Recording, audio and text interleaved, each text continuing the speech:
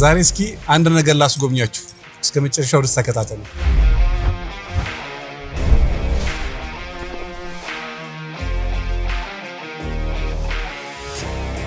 በፍቅር በተሞላ ቤት ውስጥ የሚያማምሩ ሶፋዎችን፣ የሚያማምሩ የምግብ ጠረጴዛዎችን፣ የሚያማምሩ ደስ የሚሉ አልጋዎችን በልዩ ልቅናሽ ከ5 ዓመት ዋስትና ጋርና ከሙሉ ዴሊቨሪ ጋር ይዤላችሁ መጥቻለሁ እያለ ነው። ጆይ ስታር ፈርኒቸር ነው ላስጎብኛችሁ።